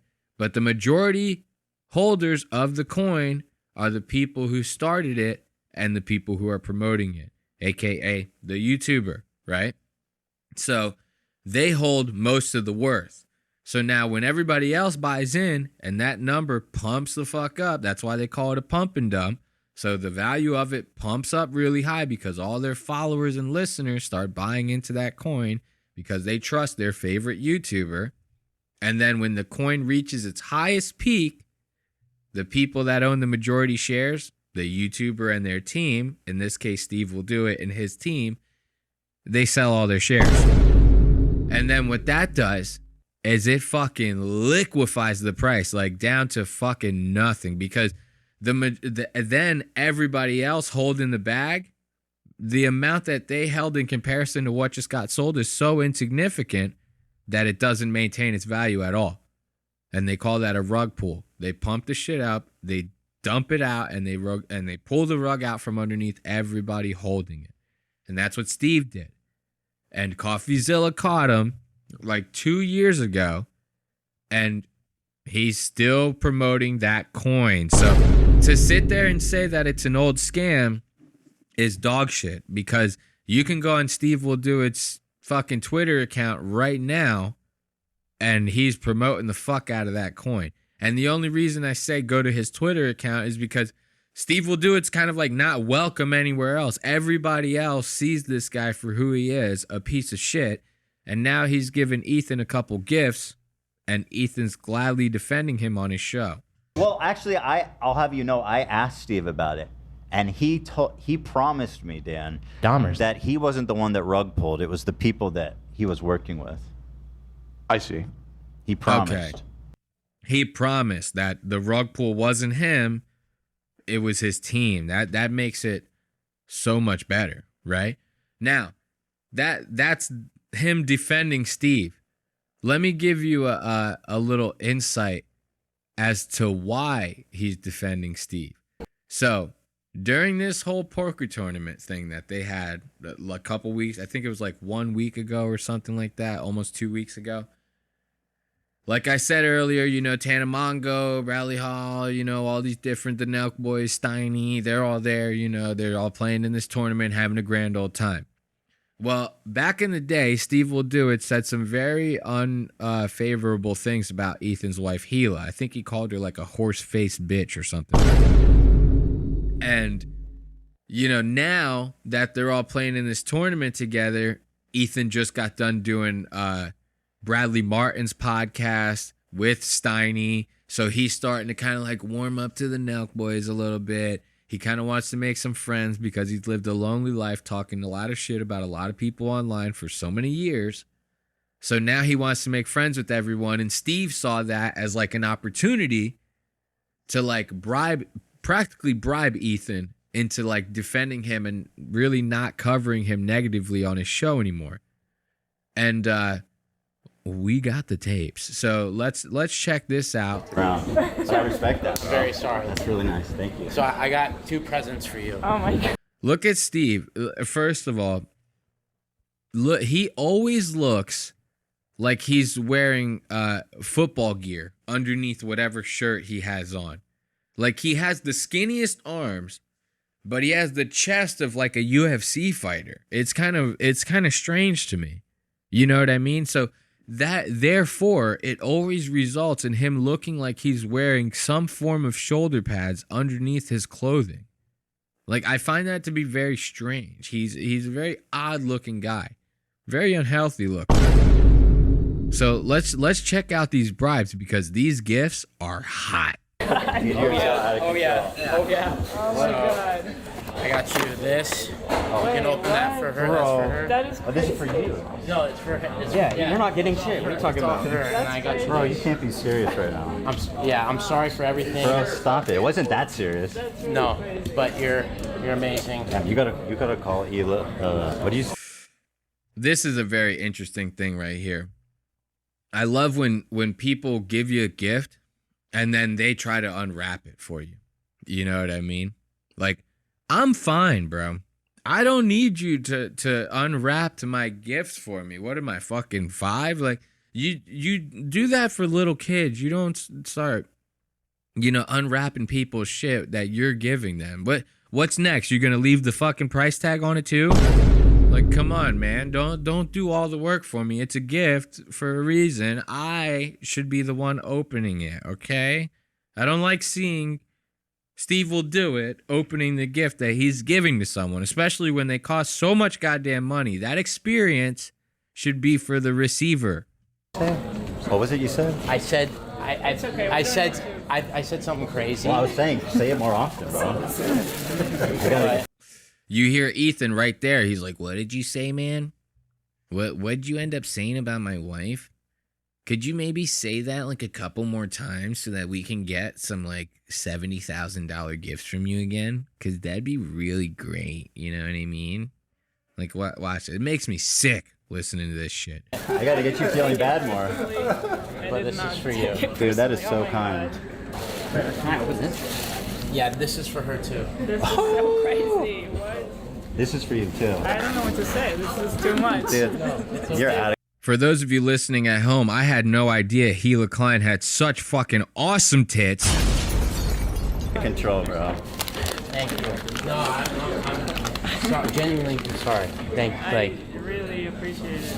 And then this is for you too. Damn, bro. What the fuck? Good fuck. Dude, you're out of control. Hela, What the hell? I'll be like that. So bam, right there. Now we got the goods. So the first gift was a Coach bag. And those things are fucking crazy expensive. I think they're like $10,000 a bag. So funny, I lived such a peasant's life. Only time I've ever seen a Coach bag, that shit was knockoff. I'm talking real knockoff. Like the type of shit you'd buy on a sidewalk in Manhattan. You know what I mean? That bag was $20 tops. This one, 100% real. This is like a $10,000, maybe $20,000 bag right here. Then Steve busts open the green box. Now, that green box has got something real nice in it. It's got a Rolex. So, if anyone who's not familiar with the cost of a Rolex, everyone knows what a Rolex is, right? But sometimes people are unfamiliar with the price of a Rolex. A cheap Rolex is like $30,000. You know what I mean? And Steve Will Do It is not going to buy a cheap Rolex when he's trying to bribe his way into the good graces of the H3 podcast. He's not going to do that. So this Rolex has got to be like $40,000, $50,000. So he's rolling in with like between $50,000 and $80,000 worth of gifts right here. All because he called Ethan's wife a horse-faced bitch. Take a look at this Rolex, man. This thing is popping. You know what I mean? It's a Submariner type model. Got the blue face. Obviously, the hands on the watch don't tick. You know what I mean? That's always a telltale sign of you got a fake Rolex. If that hand is ticking, get your money back. If you even can. I guarantee you can't. The guy probably skipped town. This thing is shiny as fuck. It comes with its own box. Has a nice little certificate of authenticity. The whole nine. So, you know, this is a huge gift. And you're going to need a big gift if you want these guys to defend you on their show like we just watched Ethan do. Thank God. That is so beautiful. That's way too much. That's awesome. Shiny as fuck. I'm very sorry. It's the least I could do. Dude, that's amazing. You're really sweet, man. Thank you. Shit. And that's crazy. Ethan is on so many fucking SSRIs or whatever the fuck you call them. You listening to this guy's reaction, he's like, man, this is awesome. This is actually the greatest day of my life. You might not see it, but I'm like really excited right now. You know? Like, this is really cool that you did this for my wife. Sorry. Let's be dogs, dude. I'm in good with Steiny. Yeah, here you go. Now the piece is made. The piece is made. We did a podcast on Thank you so much. I'm excited for that. Everyone's clapping. See, we can clap too. We'll give these guys a round of applause. Isn't that nice that now everybody's in bed together? Like, they can, you know, do all this. And so now we're talking about this new CoffeeZilla video with Steve Will Do It, and Ethan's sitting here defending the fuck out of him. Now you guys know why. Now listen to this text that Steve ends up sending to Ethan. The reason why Coffee made a video about it is because he threatened to sue CoffeeZilla over his reporting. I like my coffee. Steve Will Do It? Yeah. Did? Well, how is this functionally any different than what Logan Paul has done? Hold on. I'll tell you. One, Logan Paul hasn't given me a Rolex. No, I'm kidding. What the fuck? There you go, folks. You heard it yourself. Right then and there, you heard it yourself. Ethan, he doesn't give a fuck about it. All he cares about is the Rolex. You know what I mean? And he knows Steve is giving out a lot of shit to a lot of people, so he's gonna keep that relationship good. Kidding. No, the reason is because he didn't threaten to sue him. He just sent him a text exchange of his mom and him talking, and his mom saying, is either him or his mom saying that I should sue him. So it wasn't a direct threat, Dan. It was a passive threat of lawsuit. From his mom? Yes, something like that. So now they're talking about the fact that Steve Will Do It. The only reason CoffeeZilla made the video is apparently because Steve threatened to sue him. Ethan's defending Steve by saying, no, Steve didn't say Steve didn't actually sue him, though. He only threatened to. He just said it through text message. You know, it's different. It's different, you know, it's not really all that crazy. So this is what happens. You know what I mean? When you start to go down the wrong path into the gambling realm and getting in bed with people like the Nelk Boys. So, you know, giving that big round of applause to Ethan for that one. You know, it's always nice to see people turning their backs on their principles. You know, it's very interesting. It's like watching a rose die or something like that. So let's talk about the Impulsive Podcast a little bit with Mike Tyson. Round of applause for Mike Tyson on the Impulsive Podcast. We're not going to dive too much into these because we're running out of time. This is going to be a very long episode. I might call this the variety show. A lot of jamokes on this one, you know what I mean? But that's good. We like it, you know? Hopefully we start doing these live. We could do them long form, you know, get a big enough audience in here. We can start doing these live. I could start interacting with you guys. You know what I mean? You guys can tell me who I should cover. You know what I mean? Give me some guidance a little bit. You know, I might be talking about people that you don't necessarily give a fuck about. So yeah, we're just going to jump into just a couple of these time codes. I thought this was very interesting. You got Mike Tyson on the Impulsive podcast, and obviously you guys know that Mike Tyson's about to fight Jake Paul in November. I think it's like November 15th. A lot of people talking shit about that because Mike Tyson's like 60, and it seems like Jake Paul won't box anybody that's like in his own league or anything. Like, he's always boxing people that seem a little bit worse than him. You know, they're either a little bit older, they're from a different sport like UFC, basketball, bare knuckle fighting, something like that. So Jake gets a lot of flack for shit like this. But I thought this was an interesting watch because Logan in this episode is kind of like the whole time kind of sympathetically talking to Mike like, I'm really worried for you, man. Like, basically telling Mike, like, I think my brother's going to fuck you up. And I don't know, man. I don't think you should do this, man. You know, I'm scared for you, Mike. You know, and I thought that it's very funny to see how Mike reacts to that, because Mike, he doesn't give a fuck. He's not scared of somebody like Jake. So let's see this reaction. It's kind of funny. What is your biggest concern going into the fight? Is it your gas tank? No, I'm doing really well. All right, on the cardio? Yeah, I'm doing really well. Doing my sprints and all that stuff. Do you have a concern, like anything that you're a little worried about going in? Hey, no concerns than normal, just nervous. That's about it. All fighters are nervous, all athletes are nervous. I'm not going to let no one tell me because I'm nervous, I'm afraid, because I've been nervous my whole career and I've been very successful. Mike, I'm going to be honest with you. I love you, Mike. Same. And I'm very nervous for you. Thank you for caring. Look at that right there, Mike. Thank you for caring. Because I'm going to murder your brother. I'm going to fucking murder him. Okay, so I appreciate you caring for me, but really, you should be worried about your brother's asshole. Because I'm going to tear that shit up. You know, look at Logan. I do care. I care about you. Like a fucking And I care jamoke. about my brother. And I know the path he's on right now. And it's ruthless, Mike. I agree. It's pretty cool. It's cool. It's so cool to watch, and he's really crushing it. And I just feel like I want you to be okay in there, Mike. And I want you got to take him serious, Mike, because I take him extremely serious. I take him. See, this guy. Look at Logan. I love how Logan tries to like fake these sympathetic moments because like everybody knows that you're full of shit. Every single person that watches any of the shit that you do knows you're completely full of it. And H3 is on to you, buddy. I'm going to tell you that right now. They got your number. They've been watching all your vlogs, and they got some very interesting shit that I might even talk about, too. We are coming for you, Logan Paul. You're not safe, okay? So watching Logan look like an asshole like that is very interesting to me.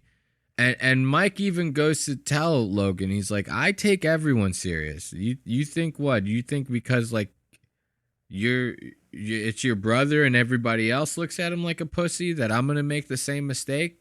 Like, no, I treat everybody the same. Why do you think I fuck so many people up? That's how it works for me, okay? I don't care if you're my opponent or my opponent's grandma. I'm going to fuck you up. So he explains this to Logan right now. He's like, I take everyone very, very seriously. You don't have to tell me that. In my life and the way I live my life and what I've seen, anyone's capable of killing you, so you should be apprehensive for anyone. That's just my life, the life that I live. Everyone around me, anybody I know is capable of killing you. Even if I don't know you, that's how I look at people. They're all capable of killing you. So I look at them at that, and I my objective's like this. So they're capable of killing me. I don't sleep on them. I'm not overconfident with anybody in life. See, right there, Mike is already telling him, he's like, dude, you don't got to worry about me. I'm going to fuck your brother up just like I fucked everybody else up. They're all the same. But look, I wanted to point this out. Look at this. These are supposed to be like A1 YouTubers. Like Logan has so much goddamn money from Prime. Why the fuck you got your guys' boom mics in the fucking camera shot? If I was the producer, I'd be losing my fucking mind seeing that on the fucking program monitor. I'd be like, what the fuck are you guys doing? Get those out of the shot or don't use that angle. Like, what the fuck is this? So I don't know. I thought that was nice. Another round of applause. We can give another round of applause for these jamokes. I want to jump into this Kill Tony because we really are running out of time. This episode's going to be longer than fuck. Kill Tony, another one of these interesting watches. We had Jordan Peterson, Tyler Fischer, and Kim Kongdon. Kim Kongdon was a comedian that's actually started on Kill Tony. Tyler Fischer, I don't know jack shit about this dude, except for him. He was on Rogan like recently, and Rogan really shut that guy the fuck down. Actually, let's take a look at that real fast. That was so interesting. Actually, no. Let's put some eyes on Tyler Fischer. Those of you watching, you might not know who Tyler Fischer is. So yeah, let's actually see Tyler in action on Kill Tony before we get to shitting on him. Let's see who the guy is first and how he acts on Kill Tony, because he kind of acts like a big shot, even though he's like 3'5". So let's check out this intro. This was very interesting. Tony's intro on this episode was rather mild. You know, usually Tony's like, give me all the applause. Come on, guys. Fucking love me, man. And this one, he kind of walks out. It's almost like he knows that it's not going to really be that good of a show. Check out this intro. I thought this was kind of Hey, this is Redman coming to you live from the Comedy Mothership here in Austin, Texas for a brand new episode of Kill Tony. Give it up for Tony H3’s! I love Right Band's intros. Tony, very mild. Who's ready for the best fucking night of their lives tonight, huh? See, even him saying that, he didn't seem. Usually he throws like, I'm real based tonight. Who's ready for the best night ever? You know, he kind of really gets guttural with that. You know what I mean? Let's see him come out again. He doesn't even do the waft. Usually he's wafting farts in his face when he comes out to greet the crowd. He doesn't do that this time. He's like, hey guys! Who's ready for the best fucking night of their lives tonight, huh? See? So mild. I think that my suspicion is that one of Tony's comedian friends started making fun of him about that shit, and he stopped doing it because he got self-conscious about it. That's just me, you know what I mean? Those are my suspicions, but let's check out these three fucking donuts that I was talking about. Jordan Peterson, Tyler Fischer, Kim Kongdon. And then I'll show you that Tyler Fischer clip from Rogan, dude. Tyler Fischer got embarrassed as fuck on Rogan. That's the only reason I even know this guy. Beings, ladies and gentlemen, your guests tonight are Jordan Peterson, Tyler Fischer, and Kim Kongdon. Oh my God, Jordan Peterson. So Jordan Peterson already coming in, looking absolutely fucking insane. He's got like all these Christian caricatures all over his goddamn suit. He says that somebody made these for him for like his 12 rules or something. Jordan Peterson's got 12 rules of how to be a cuck. And he preaches those rules very often. Over here, you got Tyler Fischer looking like the most racist midget you've ever fucking seen. This guy is coming in at a whopping 4'7". He's got the handlebar mustache that goes into the beard that only takes up the lining of his jaw. You know, usually these small guys, it's actually very weird. There's it's like a spectrum of hairiness when it comes to small dudes like this. They're either hairy as fuck or like they can't grow proper facial hair to save their lives. It's always one or the other. They either have like the hairiest backs and chests that you've ever fucking seen, or they got a face full of fucking patchy work. You know what I mean? And Tyler is is on the latter. He's got the patchwork going for him hard. So it's like you can see he can only grow facial hair on the outer edge of his jawline, and there's nothing filling in those cheeks at all. And he's got the handlebar mustache that kind of grows into that, right? Slick back long hair underneath a trucker cap, says Saddleback Supply Company. I don't know what that is, but it sounds racist.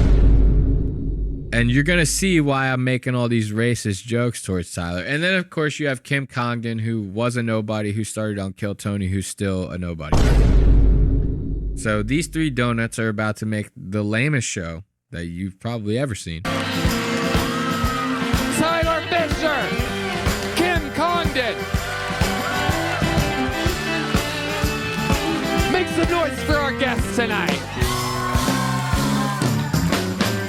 Oh, Yeah, give it up for those guys. I like the use we're getting out of the applause sound effect. It's nice. I kind of like having a little bit of a, let's give it up for these guys, So let's talk about some of these interesting moments. First, before we get into Tyler being racist as fuck, I want to show you the Rogan clip of him. This was the first time I seen Tyler was on the Rogan JRE. The JRE, the Joe Rogan Experience. And when he was on there, he was lying a lot about stories. You could tell he was kind of lying to try to impress Joe. He was doing like really off-putting impressions, but what made him even worse was that he was like doing the impressions while Joe was talking. So Joe would start telling a story about Elon Musk, and under Joe's story, Tyler would be trying to do an Elon Musk impression, real low underneath Joe talking. He did this a lot throughout this interview. And in this one clip, Joe got sick of it and shut him the fuck down. And this was the first time that I ever even heard of Tyler Fischer. Watch this. This shit was painful. Robert Kennedy explained this to me. This is his words, not mine. But if he's right, it's the craziest fucking thing I've ever heard in my life. And I think he's right.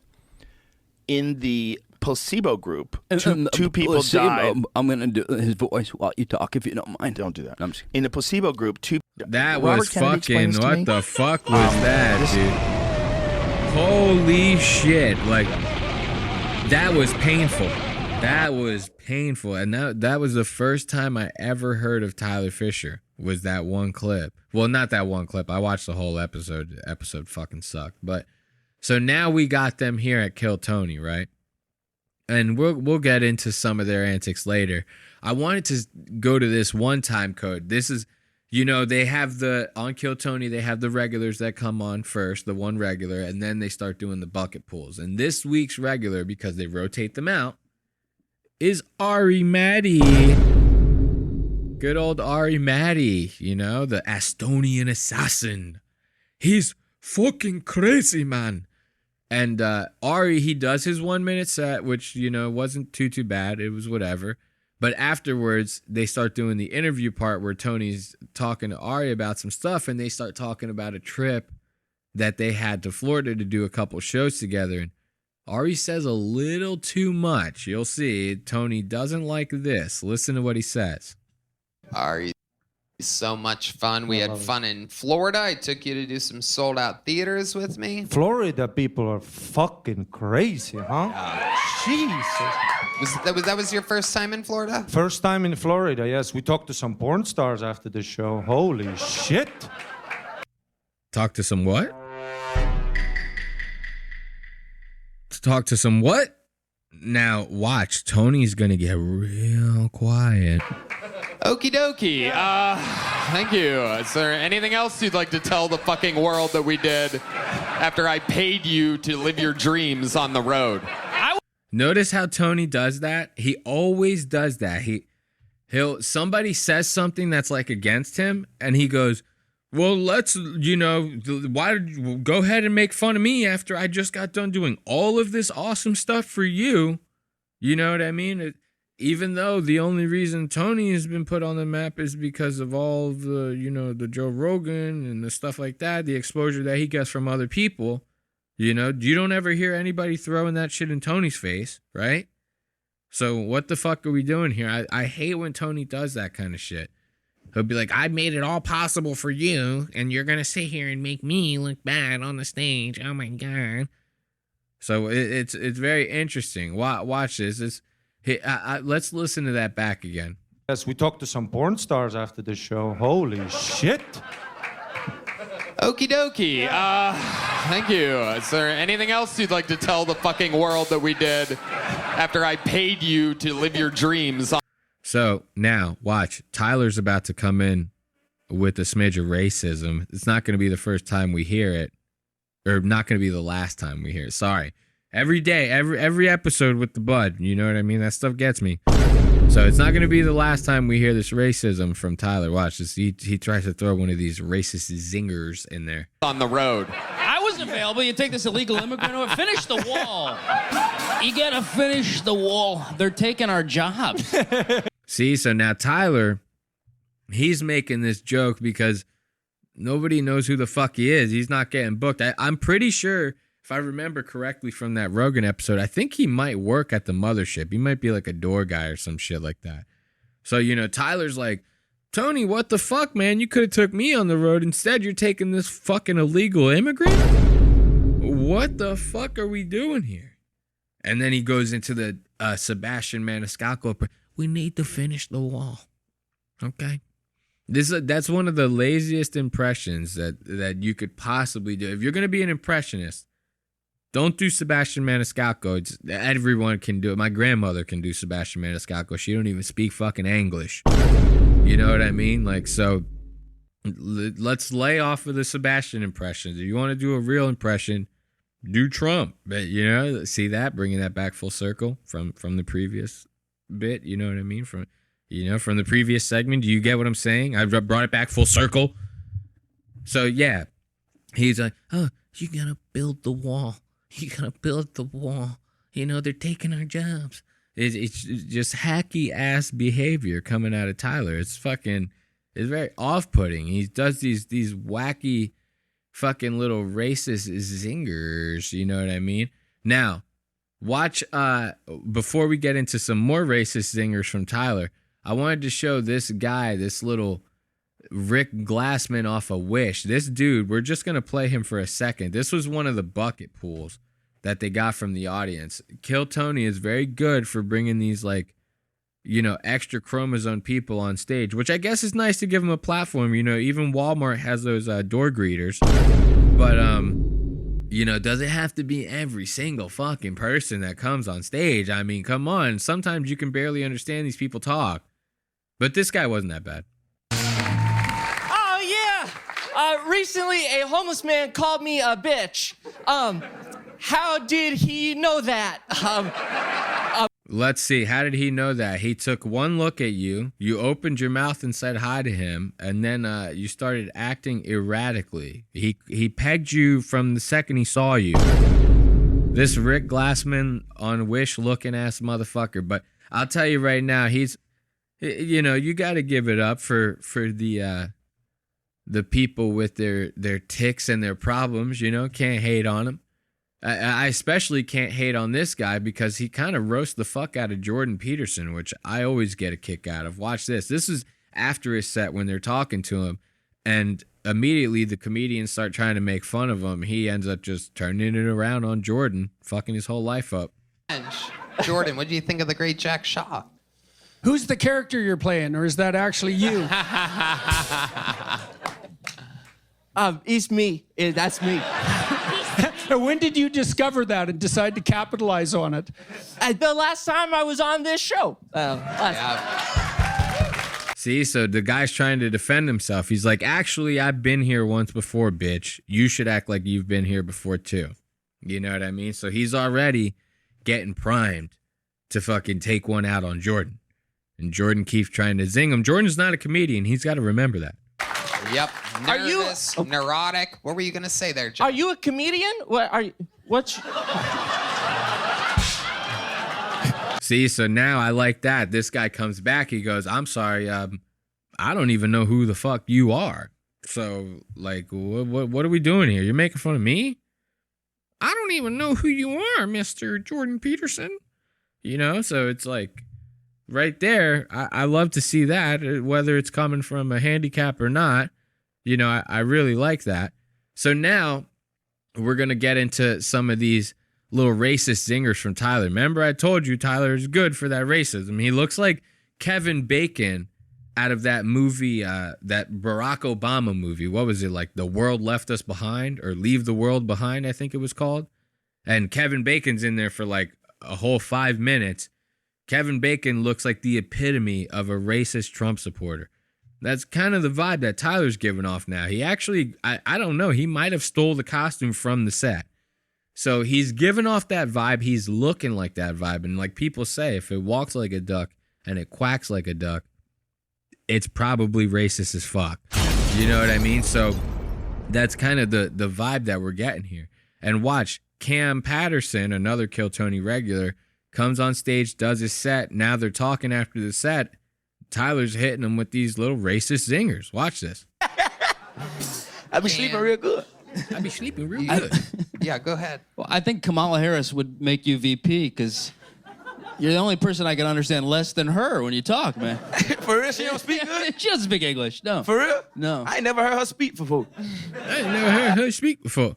Now, Cam Patterson does talk like a fucking moron, but we all understand him. Come on, let's be real here. We understand what he's fucking saying. So Tyler's sitting there going like, oh, I think Kamala Harris would make you vice president because you're the only other person that I can't understand more than her. Now, why is he saying this? Why is he saying that? Basically, he's saying, I think Kamala Harris would make you vice president because you're black. And black people, they don't talk so good. So, because I can't understand you and your Ebonics. And when Kamala Harris talks, which she doesn't talk with Ebonics. Yeah, she does when she's like trying to pander to the voters, but normally she's talking normal, like a regular person. She's an idiot, but that doesn't mean you can't understand what she's saying. So yeah, this might come off as a joke to him and some of the people in the crowd, but it's racist as fuck. You know what I mean? Like, that is extremely racist. And he does that a couple different times. Let's listen back to this one more time. This is racism Fischer at his peak. Yeah, go ahead. Well, I think Kamala Harris would make you VP because you're the only person I can understand less than her when you talk, man. For real? She don't speak good? She doesn't speak English, no. For real? No. I ain't never heard her speak before. I ain't never heard her speak before. That shit crazy, dog. That shit fucking crazy. See, the fact that this guy is making these kind of jokes, it's like, I don't know. To me, they're not funny. I could go for a racist joke from time to time. You know what I mean? I especially like the ones about Puerto Ricans. So those are my favorite jokes. If you got a good Puerto Rican joke, hit me up. So, but these are just not funny. They're like, if anything, they're very telling about like how you view black people. You're 4'7", you're clearly angry at the world, and what happened? Did a black guy like steal your girlfriend in high school or something like that? Is that what's going on here? You a little upset because somebody that you had in the past is getting piped down by 12 inches of black rod. I'm sorry, buddy, but you seem like a bitch. That's all it seems like to me. You seem like a racist fucking bitch. And I'm talking, the racism is palpable. It's like he is getting very, very racist. What else is going on? Anything else? Man, I just bought a new car today. Whoa. Yeah. Oh, my goodness. Hell yeah. What did you say? Wait, who understood what that was? I got a new car. Oh, congrats. See, this is fucking wild. Look at this. You're trying to tell me this guy is not full of racism. He's like, this is the most racist midget I've ever seen in my life. Listening to that shit is fucking hard, And I don't like Cam Patterson. I think Cam Patterson's a fucking retard. But listening to that, I'm like, yo, what the fuck, dude? And then Tyler, he's very hacky. comedian, you know? He's only good for like doing these real fucking hack job ass impressions. And he does one of Jordan Peterson, and he's like so happy and like excited about doing it. He even gets to wear Jordan's jacket. But wait until you hear his set. The irony that is in this 1 minute set that he does trying to make fun of Jordan Peterson is fucking crazy. Watch this shit. It's interesting. This doesn't make sense because you're here. It says Jordan Peterson. What does this mean? Jordan Peterson. This is the next bucket pool, ladies and gentlemen. Oh, wait a second. What is going on here? Jordan's taking off the Ladies jacket. and gentlemen, Tyler's some taking funny off business his going on. Racist Kevin Bacon vest. Switcheroo? Wait a second. Look at that. Ladies and gentlemen, make some noise. I do believe this is Jordan Peterson, everybody. Look at this. Tyler is swimming in that fucking jacket. Tyler, for those of you just listening, Tyler Fischer and Jordan Peterson have planned out this little gag that they got going on where they go, hey, the next bucket pool on Kill Tony is Jordan Peterson. But wait, Jordan Peterson's on stage. What could that possibly mean? You know, what could you possibly mean by that? And then Jordan, he takes off his jacket. He gives it to Tyler. Tyler puts it on, and it's the biggest thing he's ever worn in his entire life.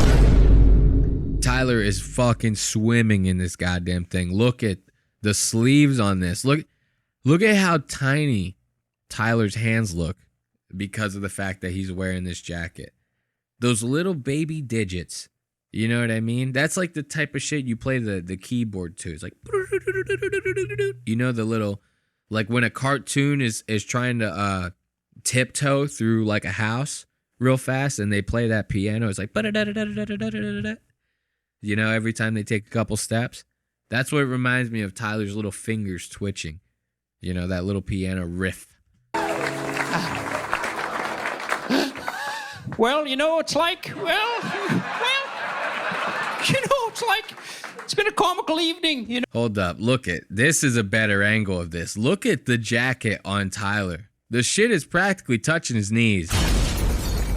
His fingertips are barely poking out the sleeves of this thing. Oh my God. This guy is like the fucking worst thing. He is like the worst thing. I actually hate him. Fucking somebody do me a favor and fucking shoot him. More. Shoot him more. More. Fuck. This guy's got to go. You know, and it's like, well, I was going to try to be funny, but it's like, well, it depends what the meaning of funny is. It's like, forgot to clean my damn room, you know. Like, well, on the way here, I fingered a cat, you know. It's like, so anyways, well, I'm single, you know. It's like, I'm a tiny guy, height challenged, you know. The damn feminists make you put your height on Tinder. I had to change my damn height to millimeters to trick them. It's like, well, you know. Okay, now this is what I find very interesting, and this is the irony that I was talking about. So now this guy, he gets on stage, he puts on Jordan's jacket. Like I said, he's fucking swimming in it. So, you know, there's right there, that's enough. Everybody's laughing. You don't have to do your set. We're all laughing at you. It's a great job. Very, very, very proud of you. But now he's making jokes about Jordan being short. Bro, you're fucking wearing this guy's jacket like a dress. You know what I mean? Like this guy, look at the jacket. Once again, we're going to zoom in on this. This guy is making fun of Jordan Peterson's height, and his fingers aren't even sticking out of the ends of the jacket sleeves. The jacket goes down to his ankles. Like, you have to really pick your battles here, buddy. This is crazy. It's like, so anyways, well, I'm single, you know. It's like, I'm a tiny guy, height challenged, you know. The damn feminists make you put your height on Tinder. I had to change my damn height to millimeters to trick them. It's like, well, you know. And it's like, oh, well, you know. Oh, well, you know. There's a fucking Tyler Fischer. Now, this is we'll end on this note. I like this part right here. Normally, William Montgomery is somebody that I'm not rooting for. You know what I mean? I don't really dig his stand-up. His whole shtick of like yelling at the crowd and like being an asshole to the crowd and the people on stage, it kind of doesn't do it for me. And when he's like making fun of fucking Red Band's mom on stage, it's very uncomfortable. I don't get with it, you know what I mean? Red Band looks very uncomfortable. He looks like he's like not really having the best time. William does it like every single fucking week, and everybody on stage is always not on Red Band's side. And Red Band's the backbone of the show. I mean, let's be honest here. But so William's not somebody that I'm normally on his side. But when William got his eyes on Tyler Fischer, oh, you better believe I was rooting for William. I was like, what is William going to say about this motherfucker? And I'm not going to lie, he didn't disappoint me. You know what I mean? So let's check out William sizing up Tyler real quick. Yeah. Amazing. Tyler Fischer. Yeah. Well, I haven't seen much of your stuff. You kind of look like Louis C.K. when he went into hiding. I like that. You're funny, though. Ooh, so right there. Tyler, a complete nobody. Like, William, people know William. Like, as much as I'm talking shit about William, people know him. The Black Keys, you know, on Rogan, they fucking love this guy. You know, people actually know him. Famous people actually go to see his shows.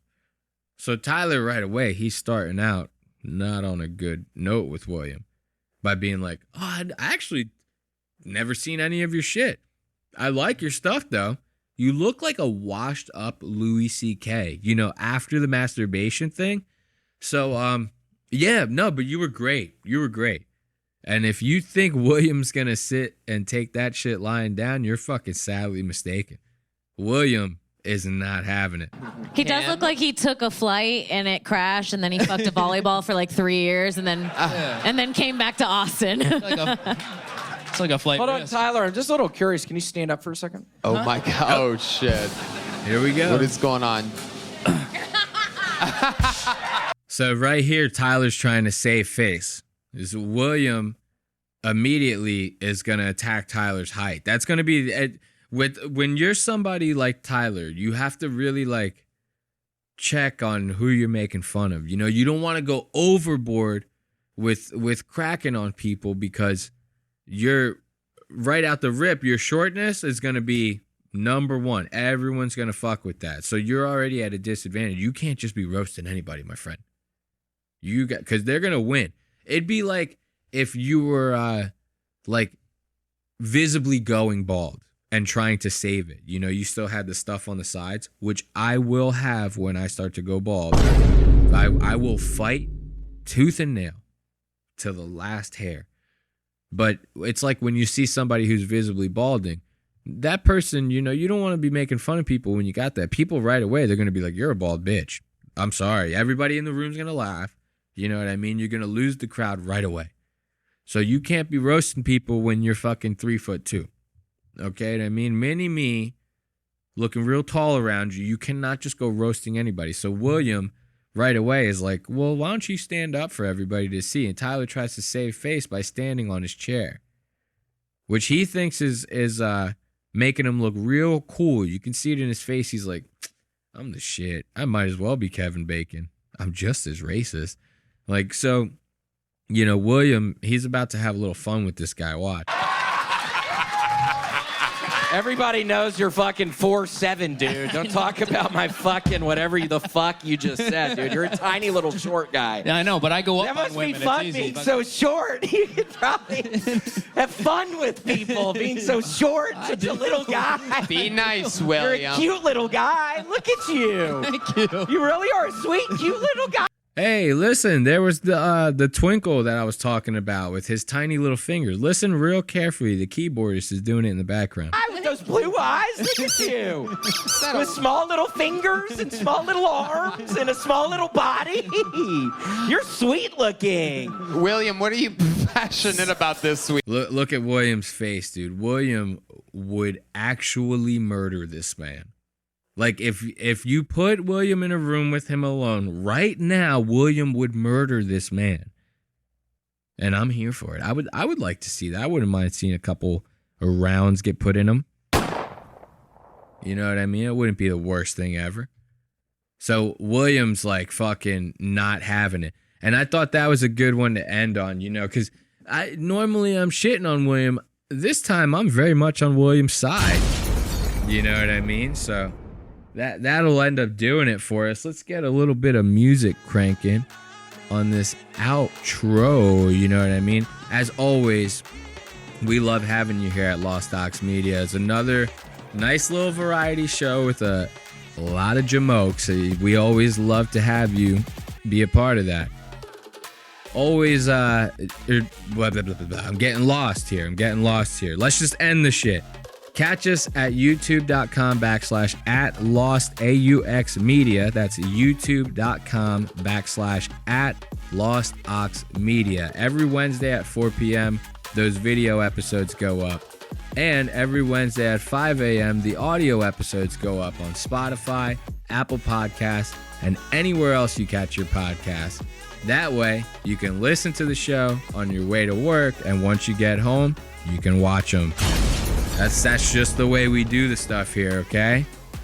So until next week, I really thank you guys for watching. Until next time, goodbye.